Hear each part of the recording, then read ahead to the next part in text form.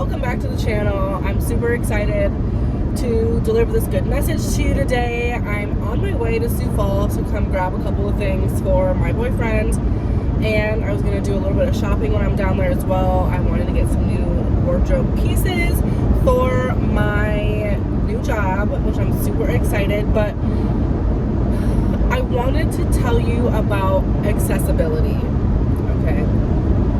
I actually just got off the phone with my father, and I don't really have a lot of communication with the rest of my family, and I pick and choose who I want to energetically connect with. Like, the biggest reason why I'm still connected to my adoptive father is because he really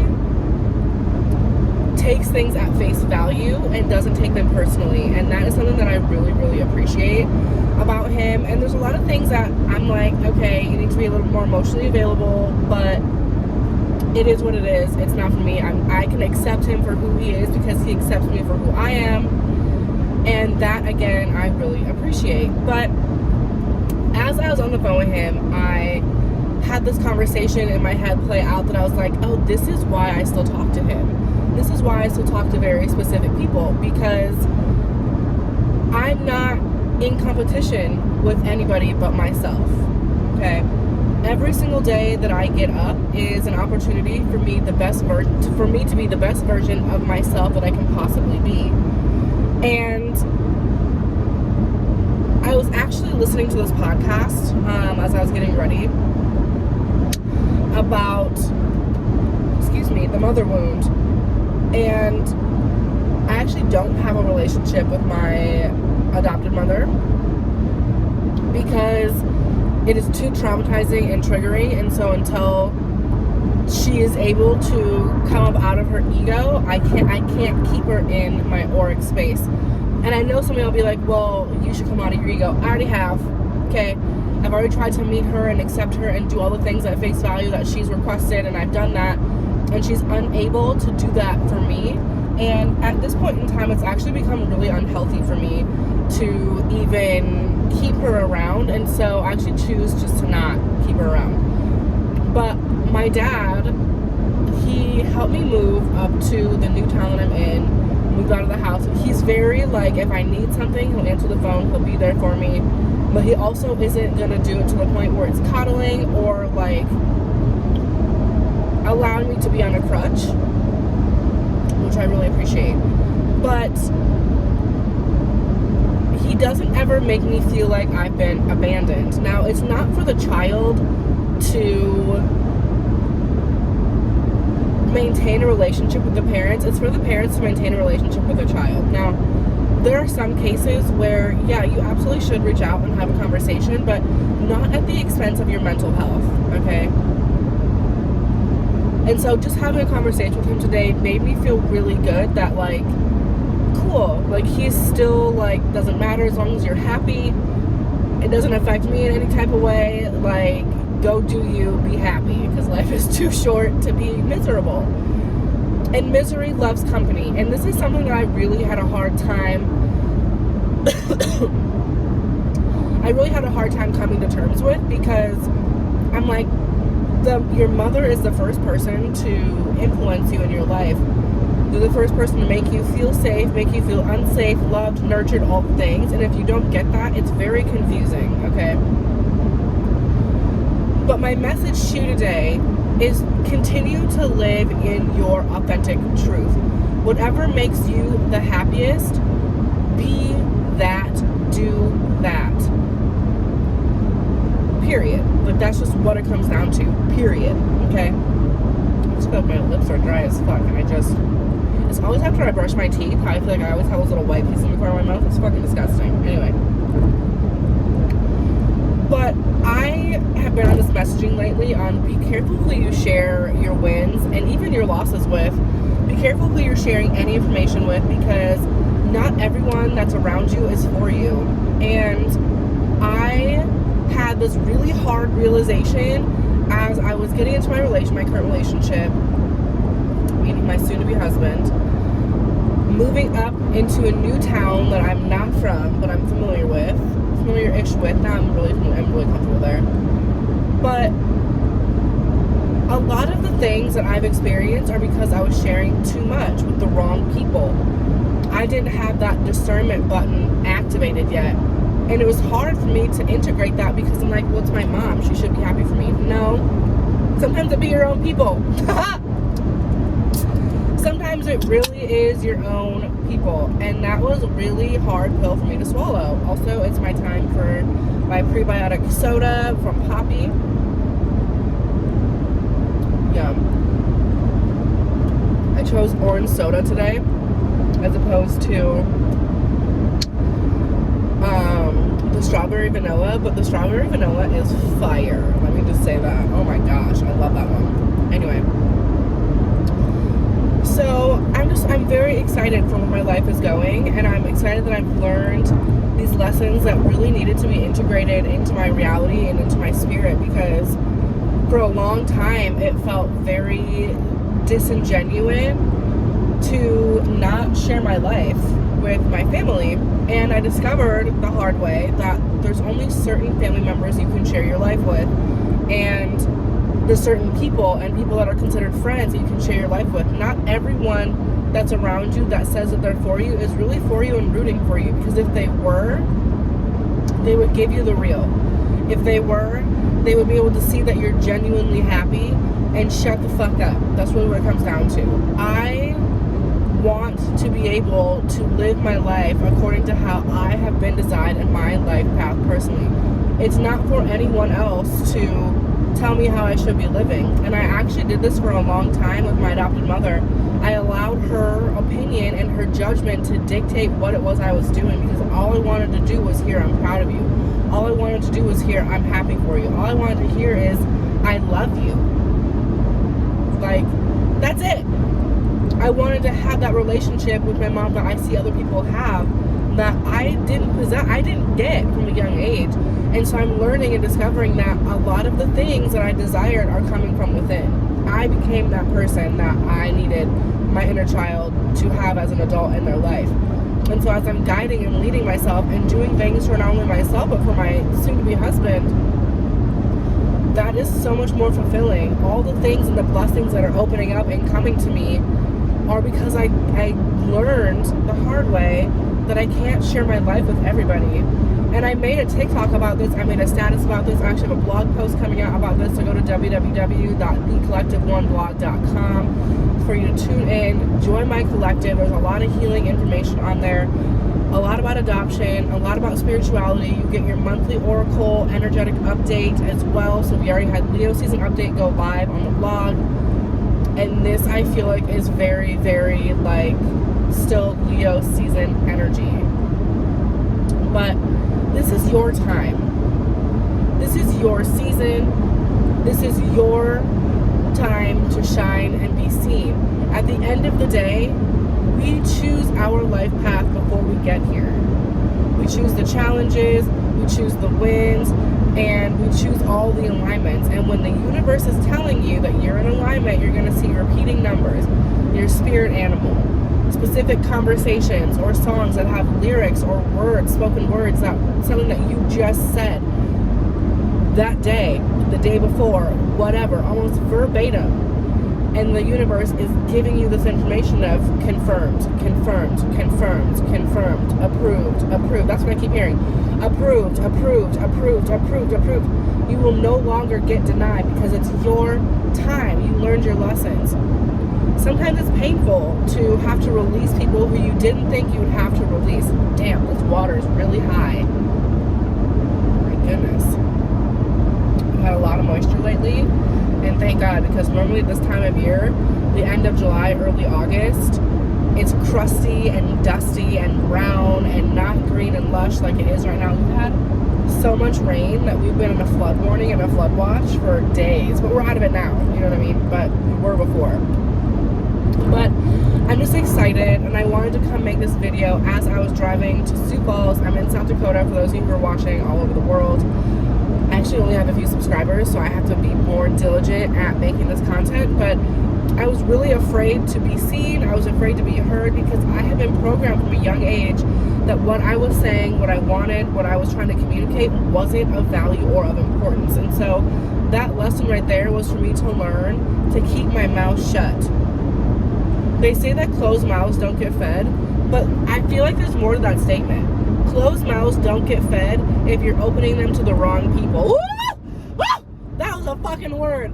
Closed mouths don't get fed if you're opening it up to the wrong people. Oh my golly gumdrops, that was that was a word. Okay, that was a word. I have been asking for things from the wrong people for so long that I started to just think that I was the problem. And part of me was the problem, but the other part of it was the fact that I wasn't using my discernment muscle to be able to communicate to the right people what it was that I was needing. In fact, I kept the wrong people around me thinking they're the right people and changing myself to fit them just to get breadcrumbs, and I still wasn't getting fed. Part of me had to feed myself. I had to make that decision. I had to do the things. I had to make that move. I had to take the leap of faith. Nobody else can take that for me. This car better get out of my way because I'm not slowing down for nobody to know how. Thank you. But I was opening my mouth to the wrong people. Closed mouths don't get fed. That's absolutely correct. But open mouths also don't get fed if you're not opening them to the right people. Do you even know who's right for you and who isn't?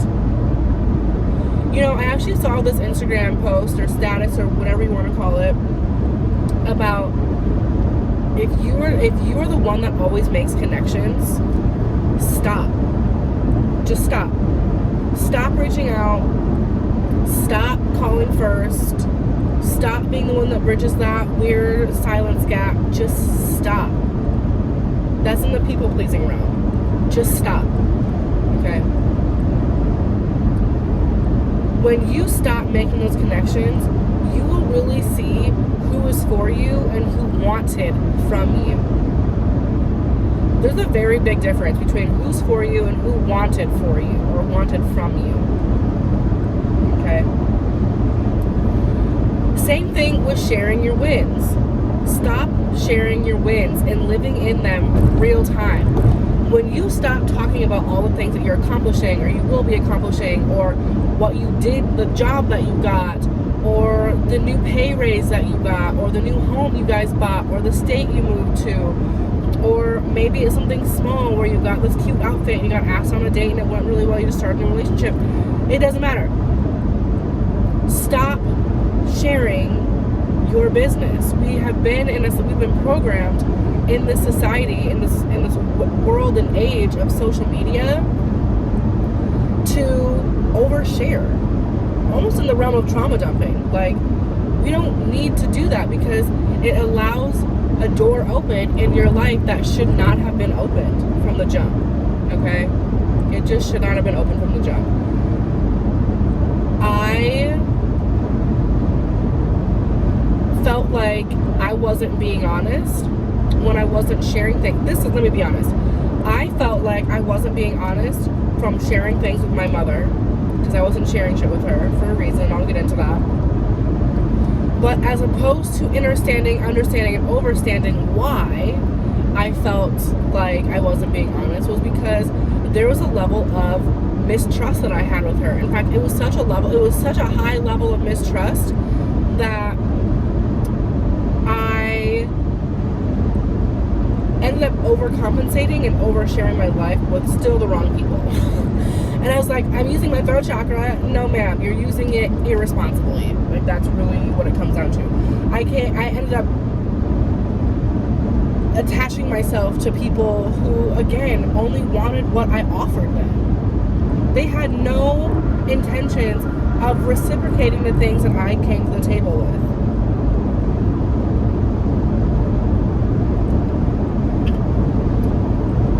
I was in such a state of lack.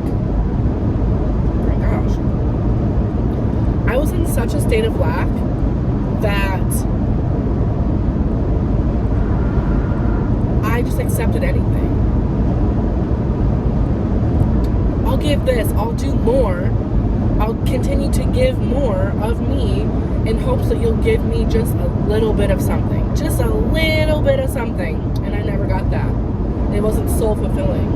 And I went through a lot of heartache and a lot of heartbreak in order to learn the lesson of you were not using your discernment muscle. Now, the reason why I don't share stuff with my adopted mother is because I literally don't trust her. I don't feel bonded to her. I don't feel connected to her. In fact, she does not like me. She never liked me. She tolerated my existence because when you make a commitment, she's a person that she's a Virgo. She's going to follow through on her commitment. But when she's also miserable, she doesn't speak up either. And she said multiple times, there's no humane society for children. I knew what she was referring to, reading between the lines. And I never wanted to, I didn't want to accept and let myself really sit in that message because I wanted to attach it to one of my other siblings when she was referring to me. Which is ironic because I was her easiest child. And she will openly say that, and my dad will openly say that. I was the easiest child, still am. I've been wildly independent. I'm the middle child, so I have the classic middle child syndrome. Even in my biological family, I'm the middle child and the only one given up for adoption, and so I had some serious identity issues to work through. Serious identity issues to work through. Sooner or later, I'll make that podcast. I have my podcast, but I will make a whole series on how adoption ruined my life. Because to some degree, I let it for a long time because of the shame and the guilt that I was feeling around feeling disconnected from my adopted family, and I couldn't figure out why or how. And I also was not in a space to be able to openly discuss how I was feeling with my environment because I didn't trust them. There was a level of trust that needed to be had that they did not lay the groundwork for. And every single time I'd have a conversation with my adopted mother, she's like, I just feel like it's me. And I didn't have the heart to say it is because I feared the rejection that was going to inevitably come at the end of the conversation.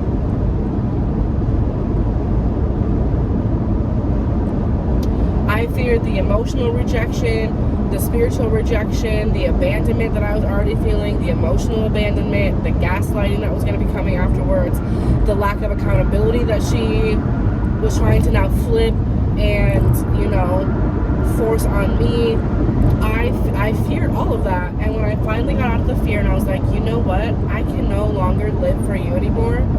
I had to stand up for myself. I had to release the fear, say what I needed to say, and move forward. I had to. I had no other choice. I had to. Still faced rejection. I still faced fear. I still faced the lack of accountability. I still faced not having anyone to really be in my corner and advocate for me. I still had to face those fears. But I did it in a way that was comfortable and safe for me. Okay. And it wasn't until I finally got out of the same city as her that I finally was able to be like, okay, I can breathe and do my own thing. It took me relocating to really step into my power and take my power back. If it wasn't for me relocating, I probably would still be struggling with speaking my truth and even having this conversation with you. I don't know if I would have started my blog because the fear of her rejection and her emotional trauma dumping and I'm looking for deflecting. There we go. Her emotional deflecting due to not wanting to be accountable. I didn't want to deal with that. I'd probably still be dealing with that, honestly, being in the same city because she had easy access to me. It's not like she'd pull up or anything like that. She would never pull up. She'd never do that. Like, I think out of the entire time me being an adult, she's come to my space, asked 3 times in my adulthood. That's once every 10 years. I'm 33 now. That she'd asked to come to my space and hang out and kill time before she had to go pick up my nieces. Like, if you don't like me and you're bored, just say that.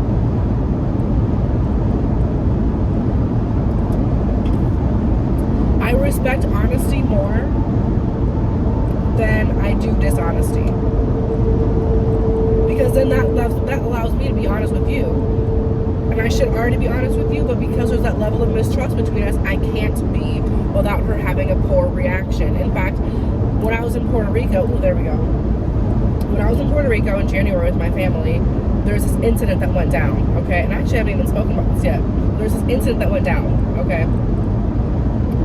And I was standing up for my brother and putting his still girlfriend in her place of act right and it's not going to be a problem. But what you're doing is you're embarrassing yourself, you're degrading my brother in front of my mom, and I have a problem with that. Do what you want to do behind closed doors, but don't bring that shit to the forefront of my family. That shit's messy, disgusting, not classy, not tactful. Get it together.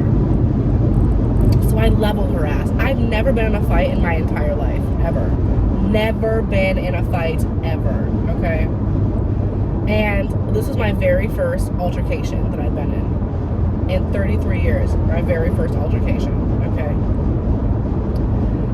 And as opposed to, and now granted, I should have continued to maintain my cool. Alcohol was involved, so, you know, I lost it a little bit more than I probably would have. But in my defense, I did give her a fair warning of, listen,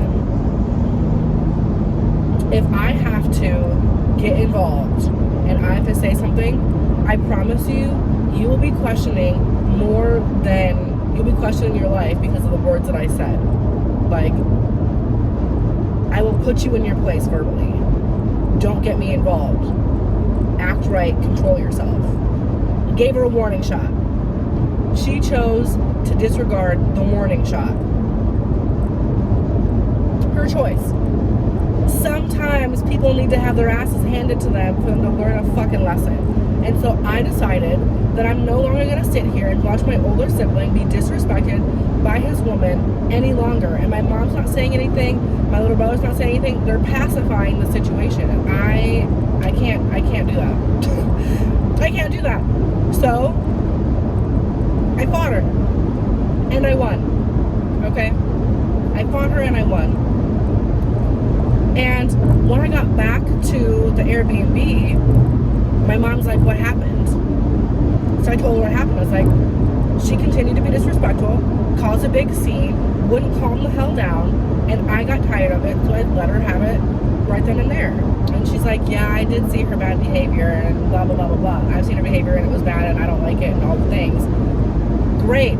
I thought we were on the same page until they came back and gave the white person plight about, oh my God, she did this, I'm the victim, when you literally are the one that's causing trouble. You caused trouble and I stopped it. And as opposed to her taking real-time facts, because I don't need you to take sides, I need you to look at the behaviors and look at the behaviors of the person who leveled them. And that I've never been in a fight. So look at my behavior and look at her behavior the entire time. And you saw her bad behavior, you saw her words, you saw all the things, and you still decided to make me be the problem. If you don't get over this, I can't either. Okay, cool, don't get over it. Get out of my bathroom before you're fucking next, bitch. Like, I'm not playing that fucking flip-flop game, bitch. You saw how he was being treated the entire time. You saw her behavior the entire time, how irrational she is and erratic she is, and you still chose to come to the person who humbled her and told her to not fucking do that around me or you or the family. You still decided to make me the problem. You can go to hell. Fuck you. That was when I knew that her and I are no longer going to have a relationship. I'm not doing family vacations with them because I know I'm not the problem in that. Sometimes you gotta lay hands on someone and let a motherfucker know, don't play with my family. Even though I don't fuck with y'all like that. Let me not get out of character. I don't fuck with y'all like that. And yet I'm still coming to your defense because you deserve to be treated better. And just because we were not treated better in our childhood and our realities does not mean you have to take that from other people. You don't have to take that. But they do. And then when I say something, I'm the problem. And then it isn't until later on when we're like, oh wow, she was right. I fucking know. But it's too late now. That's when I learned you can't share your shit with people. That's when I learned I can't share shit with my mama. That's when I learned I can't share shit with my daddy. with my brothers, with my friends, because they're in the same vibration as them, which is fine, but you're not going to paint me out to be the bad guy when you see the bad behavior and y'all just tolerate it because you don't want to be alone. You don't want to be alone. And I get it. Don't nobody want to be alone.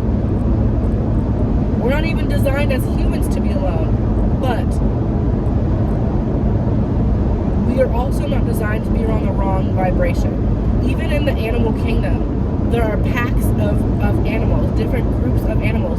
It's not one giant pride of lions because, excuse me, not all lions vibe together.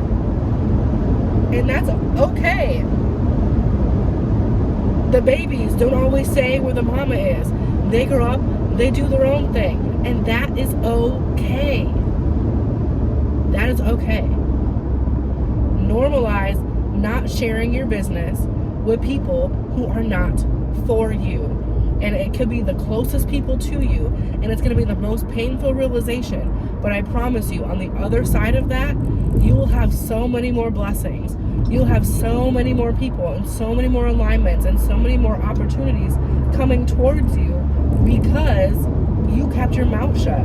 You were using your discernment muscle to be able to know who to share things with and who not to share things with. Now when I come to Sioux Falls, I will reach out to my adopted father and my little brother and my niece. Hey, I'm in town. Do you want to grab lunch? I'm only in town for a little bit. Do you want to grab lunch? Go to the mall? What do you want to do? Like, I want to see you. And if it doesn't work, it doesn't work. But the people who I choose to keep in my family circle is who I choose to keep in my family circle. Just because you have the title of family and we happen to have the same last name does not mean we are family. And the phone works both ways. But the biggest thing that I had to learn and really accept, especially going through therapy, is that it's not my job to maintain a relationship with the parents. I'm not a parent yet. But even when I do become one, it's still my job to make sure that my adult children are good, happy, and being well taken care of. It's also my job to allow them to learn their lessons, live life, and make mistakes. I can't judge them because I also learned my lessons and lived my life and made mistakes, which is how I got to where I am. But it's not at the hands of being judgmental. It's not coming from a God Savior complex. It's not coming from, well, I'm your mom, so you have to listen to what I say. It's not coming from that energy.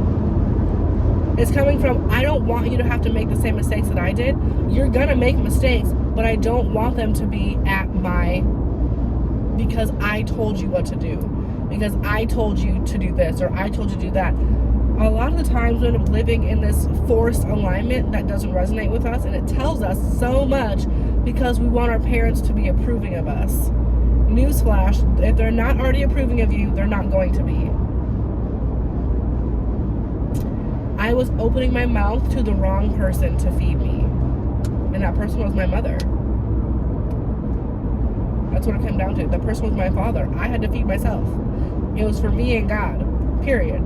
That's what this whole message, this whole 28 to 30 minute rant, it's not even rant, it's the message, has been about, is that the time that you have is between you and God. It always has been. It always will be. These people were a vessel to get you from point A to point B. Did they miss some of their checkpoints? Absolutely, they fucking did when it came to raising me. But now I'm the parent and I have my hands on myself and my reality. And if they're not approving of me, that's okay. But they don't get to ostracize me because I'm not doing what they want. And if they choose to, I also can choose to ostracize them for my own peace of mind. And that's also okay. Be around the people who celebrate you. Be around the people who love and adore you and really want the best for you and are going to support you and help guide you and give you the real when it's necessary, but not out of a place of ego or a place of a God complex. Use your discernment muscle. Really look at how your parents treat you. Look at how your friends treat you, how your coworkers treat you. If it isn't resonating with your spirit or lighting you up or motivating you, you're around the wrong people. You offer too much to be giving it away to people who have no intention of giving it back to you. You offer too much to the wrong people who have no intentions of doing the same things for themselves. They're looking to ride your coattails. They're looking to use you as a fast pass to cut in front of the line. And that's not how it works. Because if they haven't done the work to sustain their own platform, they're not going to be able to sustain a platform that you already created because it's for you. Period. So that's my message today. There's been a lot of beautiful things in my reality that I learned and received and upshifted to because I kept my fucking mouth shut. I wasn't talking to the wrong people. Even when I was talking to people, I wasn't oversharing from a place of lack and needing approval. Was it weird at first? Yes. Did it feel like I was hiding something from them? Yes. But spiritual hygiene is just that. Hygienic practices for the spirit. That's called using discernment muscles. Using your intuition. Reading between the lines. You're really seeing what you're seeing right now. And I hope this was a confirmation message for you. We will see you next time.